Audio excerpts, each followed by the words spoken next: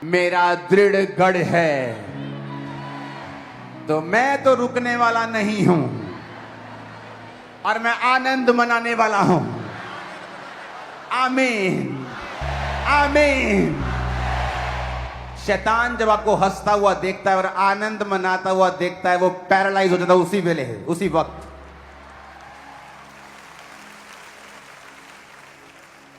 अपने पड़ोसी से पूछो, क्या तुम्हें यकीन है कि तुम स्वर्ग जा रहे हो?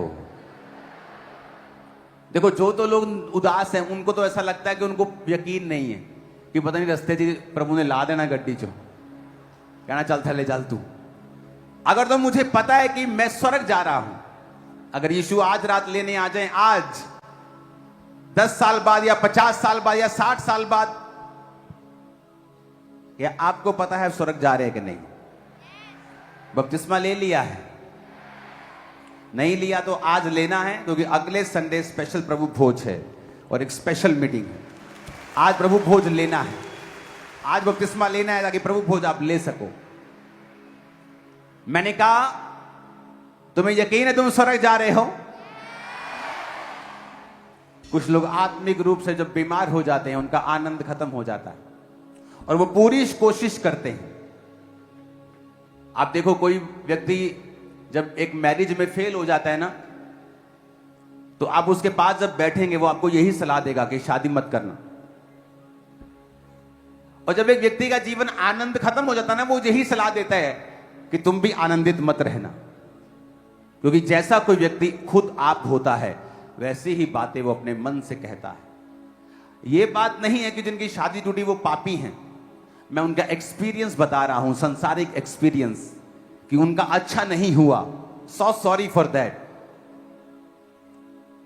कोई घूमने गया, उस समय उसका एक्सपीरियंस अच्छा नहीं हुआ, ब्लॉग बना के बोलता है यहां मत आना। कईयों का अच्छा हुआ लेकिन कईयों का नहीं हुआ, तो हर एक व्यक्ति अपने एक्सपीरियंस से बोलता है, लेकिन सच्चाई कुछ और है। ऊंची आवाज में कहो हालेलुया। आज जितना वचन हम सुने तेरी आत्मा के द्वारा, वो इनकी जिंदगी में फलों को लेके आए। आज इन वचनों को पहले हम लिखेंगे। मैं चाहता हूं आप जल्दी जल्दी से इसे लिखें। बोलेंगे इन वचनों की सारी डिटेल को। यूहन्ना 19 उसकी 38 से 42 आयत तक, यूहन्ना 20 अध्याय पूरा, यूहन्ना 21 अध्याय पूरा, लूका 24 अध्याय 13 से 53 आयत तक, मरकुस 15 उसकी 42 से 47 आयत तक, मरकुस 16 अध्याय पूरा, मत्ती 27 उसकी 57 से 66 आयत तक, मत्ती 28 अध्याय पूरा, यहेजकेल 18 की 4 आयत, यूहन्ना 14 की 19, इब्रानियों 11 उसकी 18 से 19 आयत तक, और उत्पत्ति 22 उसकी 5 आयत। और हम पढ़ेंगे लूका 24 उसकी 13 आयत से। यह उस समय की बात है जो आपने प्ले देखा कि जीसस क्राइस्ट को पकड़ा, और मैंने आपको पाम संडे के दिन बताया था कि वो रोमी साम्राज्य के नीचे वो कैसे आए। और उसके बाद जब रोमी साम्राज्य के नीचे जीसस क्राइस्ट को 30 साल हुए, जब 90 साल हो गए थे, तो लोगों को ये आस थी कि प्रभु यीशु मसीह हमारा राजा बनेगा और हमें रोमी शासन से छुड़ाएगा। और इसी आस में बहुत से लोग यीशु मसीह का स्वागत कर रहे थे जब वो यरूशलेम में आए। लेकिन जब वो पकड़वा दिए गए तो लोगों को लगा कि यीशु ने हमें धोखा टाइप दे दिया है, क्योंकि हमें तो यह लगा था कि जिस तरह बाकी राजे न्यायी शाऊल दाऊद के जैसे, गिदौन के जैसे हमें छुड़ाते आए हैं, ये हमें छुड़ाने के लिए आया है। ये तो मिरेकल भी करता था, ये तो लोगों को खाना भी खिलाता था। ये तो 5,000 पुरुषों को 20,000 लोगों को खाना इसने चंद रोटियों से खिला दिया। 5 रोटियों से इतने लोगों को खाना खिला दिया, थोड़ी सी मछलियों से सभी का पेट भर दिया। तो जब उन्हें लगा कि हमारी आस पूरी नहीं हुई, तो वही लोग कहने लगे कि नहीं, ये अपने आप को छुड़ा नहीं रहा, इसने तो सरेंडर कर दिया इस रोमी साम्राज्य के सामने। तो वो कहने लगे इसे क्रूस पर चढ़ाओ। लेकिन जो लोग परमेश्वर को सच में जानते थे, वो ये जानते थे कि प्रभु यीशु मसीह राजा बनने के लिए नहीं आए हैं। बहुत बार बाइबल कहती है जब यीशु मसीह बड़े बड़े मिरेकल दिखाते थे और बड़ी बड़ी रोटियां खिलाते थे लोगों को, तो लिखा लोग उसे राजा बनाने के लिए, पकड़ने के लिए आते थे। और जैसे यीशु को मालूम होता था कि ये पॉलिटिकली मुझे इस्तेमाल करना चाहते हैं, यीशु मसीह उनके बीच से निकलकर चले जाते थे और प्रार्थना करने के लिए निकल जाया करते थे। और जब यीशु मसीह को पकड़ लिया गया वीरवार के दिन, और जब पकड़ के राजा के सामने लेके गए, तो राजा ने कहा जितने इल्जाम तुझ पे लग रहे हैं कोई प्रूफ नहीं है, तू मुंह से कह दे बस कि ये झूठ है, मुझे तुझे छोड़ना पड़ेगा। लेकिन यीशु ने कहा मैंने अपने मर्जी से अपने आप को इनके हाथों में दिया है ताकि वचन पूरा हो कि एक भविष्यद्वक्ता, जिस तरह मूसा ने सांप को क्रूस पर चढ़ाया है, एक भविष्यद्वक्ता मारा जाएगा और पाप को क्रूस के ऊपर खत्म कर देगा। मैं वो काम करने के लिए आया हूं। और यीशु मसीह को मारा गया, गाड़ा गया, और जब वो मर गए और जब उनको कब्र में रखा गया, ये तब की बात है, ये संडे की बात है जब प्रभु यीशु मसीह उस कब्र से जी उठे। तो उस वचन को हम पढ़ेंगे। जी उठने के बाद एक घटना होती है लूका 24 उसकी 13 आयत में। उसी दिन उनमें से 2 जन इमाउस नामक एक गांव को जा रहे थे, जो यरूशलेम से कोई 7 मील की दूरी पर था। वे इन सब बातों पर जो हुई थी आपस में बातचीत करते जा रहे थे। और जब वे आपस में बातचीत और पूछताछ कर रहे थे, तो यीशु आसपास आकर उनके साथ हो लिया, परंतु उनकी आंखें ऐसी बंद कर दी गई थी कि उसे पहचान न सके। 2 व्यक्ति यरूशलेम से 7 मील की दूरी पर यीशु की बातें करते हुए जा रहे थे, और जब वो बातें कर रहे थे प्रभु यीशु मसीह उनमें मिल गए आके। और पता वो क्या बोलने लगे? 18 आयत को पढ़ेंगे। यह सुनकर उनमें से क्लियोपास नामक एक व्यक्ति ने कहा, क्या तू यरूशलेम में अकेला परदेसी है, जो नहीं जानता कि इन दिनों में उसमें क्या क्या हुआ है? उसने उनसे पूछा, कौन सी बातें? उन्होंने उससे कहा, यीशु नासरी के विषय में, जो परमेश्वर और सब लोगों के निकट काम और वचन में सामर्थी भविष्यद्वक्ता था। और प्रधान याजकों और हमारे सरदारों ने उसे पकड़वा दिया कि उस पर मृत्यु की आज्ञा दी जाए और उसे क्रूस पर चढ़वाया, परंतु हमें आशा थी कि यही इज़राइल को छुटकारा देगा। देखो आम लोगों की बातें हो रही हैं, ये आम लोग थे, कहते हमें आशा थी कि वही इज़राइल को छुटकारा देगा, पर कहते वो तो पकड़वा दिया गया और वो मार दिया गया, वो तो कमजोर सा निकला। वो आपस में बात कर रहे थे कि यार बाइबल में तो लिखा है कि हमारा राजा गधे के बच्चे के ऊपर आएगा और हमें छुड़ाएगा, पर वो तो मर गया। हमें तो आशा थी कि वो इज़राइल को छुटकारा देगा। हम 90 साल से रोमी शासन के नीचे हैं। एक देश जब 90 साल से किसी दूसरे देश के अधीन होता है, तो वो दूसरा देश उसे चूस लेता है पूरा। कहते भारत सोने की चिड़िया थी। वो 90 साल उस शासन में, रोमी शासन के नीचे लोगों को छुटकारे की आस थी, पर कहते इस घटना को अब बीते हुए ये 3रा दिन है।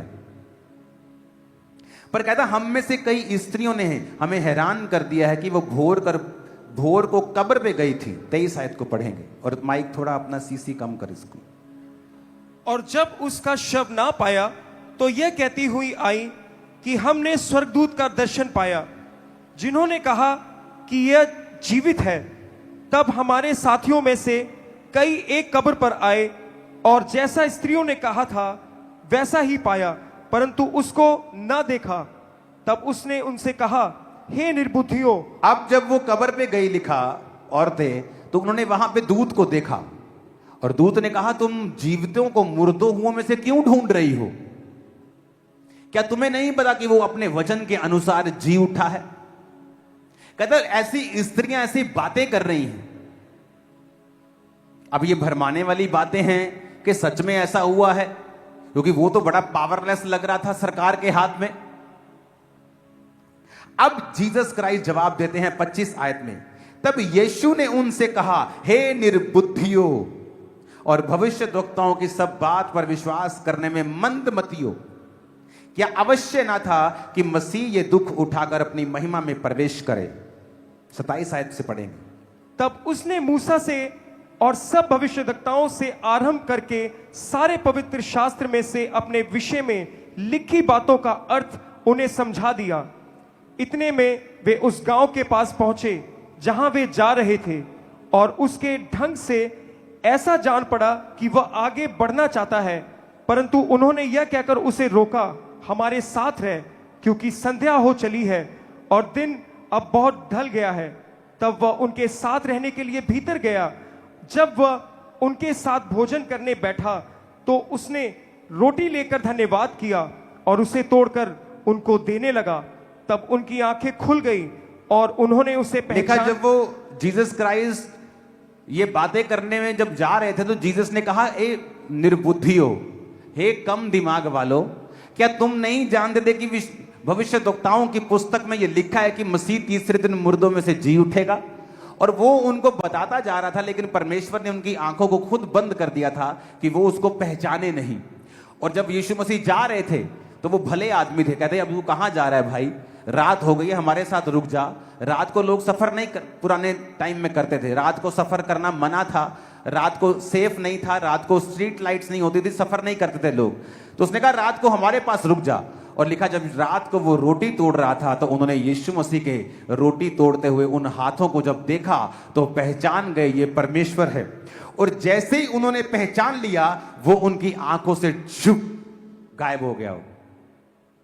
जैसे वो यीशु मसीह गायब हुए उनकी आंखों से, क्योंकि अब प्रभु यीशु मसीह सिर्फ इंसान के रूप में नहीं थे, अब वो इंसान भी थे और परमेश्वर के उस डिवाइन रूप में भी आ चुके थे। वो गायब हुए और वो इम्वाइस के आदमी भागे चेलों के पास, और चेलों को उन्होंने कहा कि हमने यीशु मसीह को देखा है।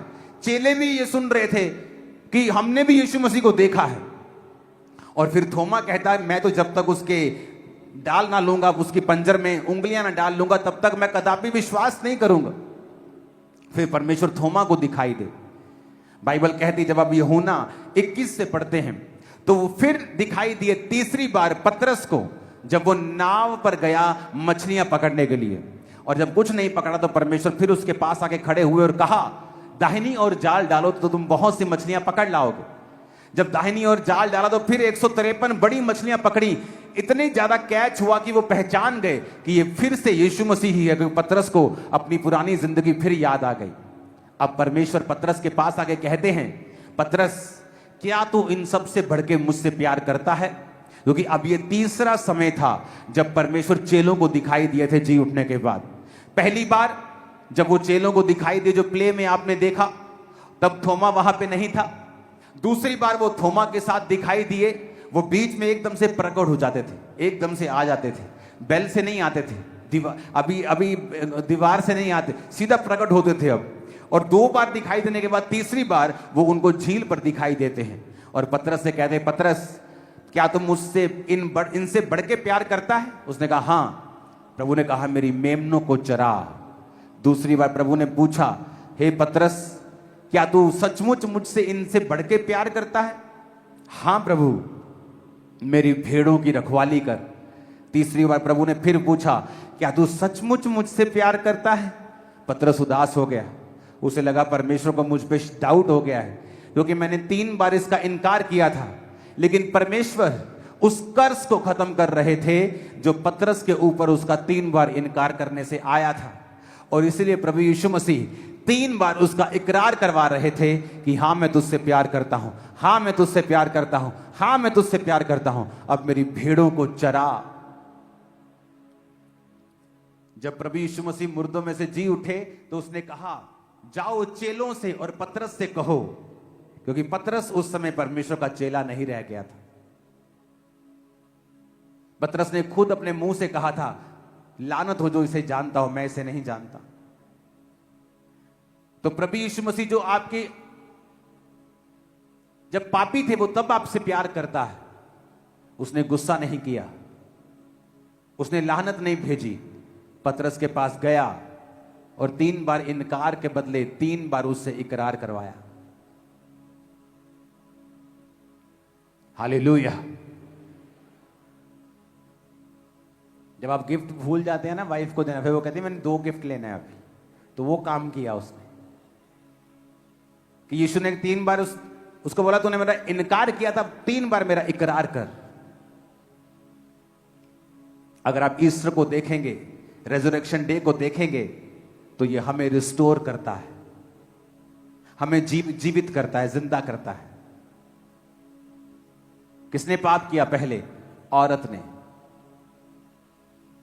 औरत की वैल्यू को परमेश्वर ने डाउन किया, उसके पीड़ा को बढ़ाया, आदमी को डाउन किया। उसने औरत की बात को सुना, सांप को श्रापित किया कि वो शैतान के द्वारा इस्तेमाल हुआ। हालांकि सांप परमेश्वर ने बनाया था, शैतान नहीं है सांप, लेकिन उसको शैतान ने इस्तेमाल किया, श्रापित हुआ। हवा श्रापित, आदम श्रापित।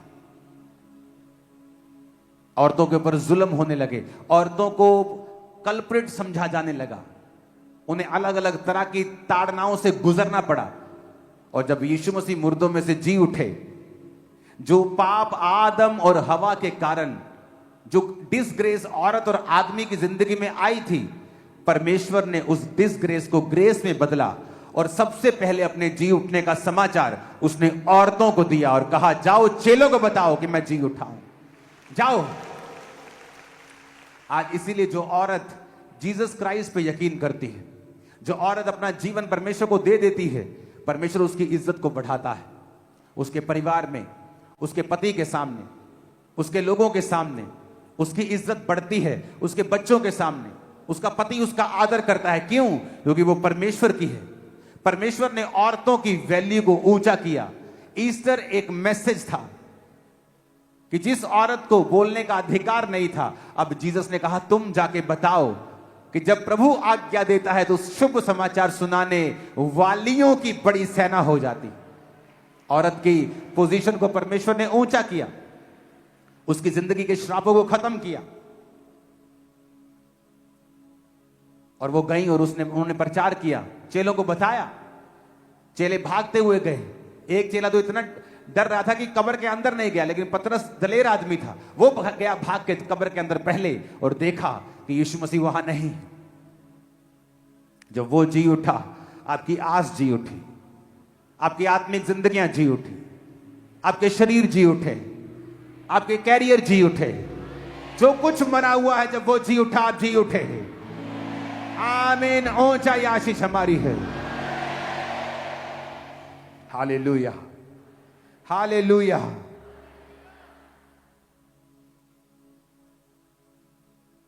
पुराने नियम से लेकर नए नियम तक हर जगह आपको मसीह का समाचार मिलता है। पिछले संडे मैंने बताया कि हर जगह आपको मसीह दिखेगा। बाइबल की पहली आयत से लेकर आखिरी आयत तक आपको मसीह दिखेगा। वचन कहता है इब्रानियों 11 उसकी 18-19 में, जिससे यह कहा गया था इसहाक से तेरा वंश कहलाएगा, वही अपने इकलौते को चढ़ाने लगा।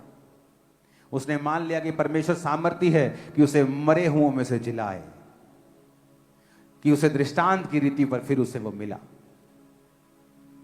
जब अब्राहम को परमेश्वर ने कहा अपने बेटे को चढ़ा दे, कहता उसने कहा था इसहाक से तेरा वंश कहलाएगा, पर फिर भी मैं अपने इकलौते को चढ़ा रहा हूं, शायद ये मुर्दों में से जी उठेगा। ये एक प्रोफेसी थी